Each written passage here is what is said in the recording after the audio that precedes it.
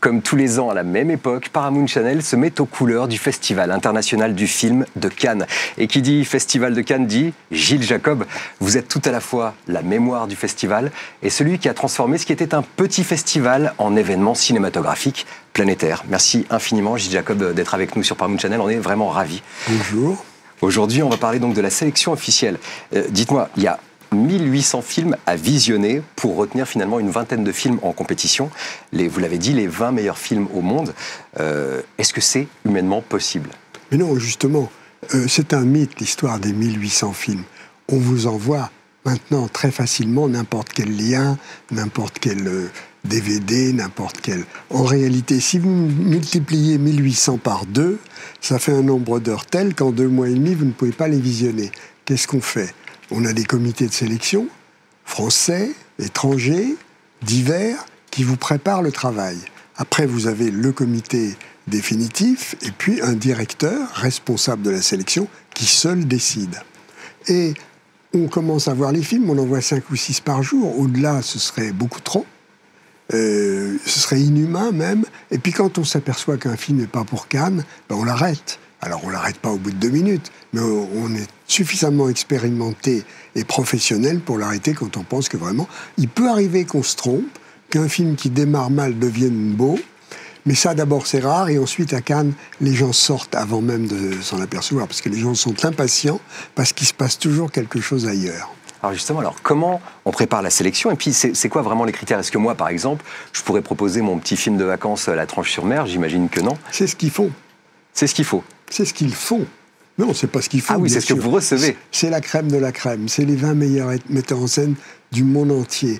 Donc, si vous en avez déjà 3-4 en Amérique, 3 en France, 2-3 en Europe, 4-5 en Asie, c'est presque fini. Et le reste du monde, l'Afrique, l'Asie, l'Australie, le Canada, le Mexique, que sais-je. Donc, en réalité, c'est très, très dur d'entrer en sélection, parce que les critères sont évidemment la qualité, encore la qualité et toujours la qualité. Mais entre 2 films de même qualité, on va s'efforcer de diviser géographiquement, d'avoir des films de l'Est, des films de l'Ouest, des films des pays en voie de développement, etc. Vous l'avez dit, la sélection officielle, c'est l'acte fondamental du festival.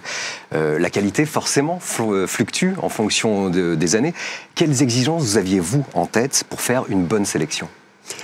Alors, pour faire une bonne sélection, il faut multiplier la diversité, parce que vous ne connaissez pas vos publics. À Cannes, vous avez les professionnels, les acheteurs, les vendeurs, vous avez les journalistes, c'est un festival de médias, vous avez les techniciens, vous avez les gens en compétition, les artistes, vous avez les officiels, vous avez les gens de la ville, vous ne savez pas. Par conséquent, il faut varier, avoir des films sérieux, des films drôles, si possible, c'est très difficile à avoir, des films longs, des films courts, des films à costumes, des films contemporains, des films politiques, des films sociaux, des films, des comédies, multiplier tous les aspects et tous les critères.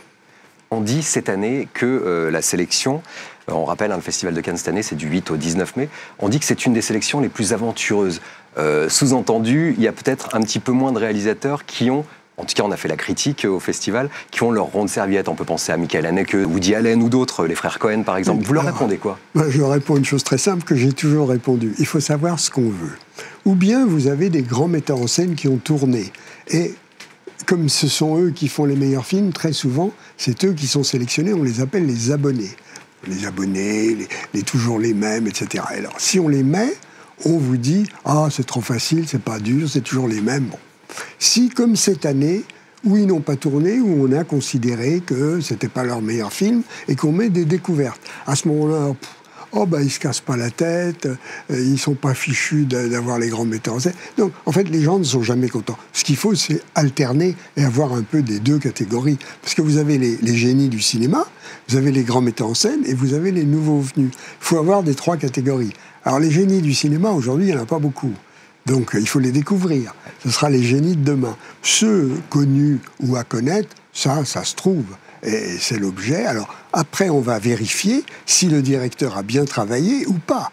S'il a bien travaillé, on va voir des films qui vont nous émouvoir, nous faire rire, nous faire pleurer, nous emballer.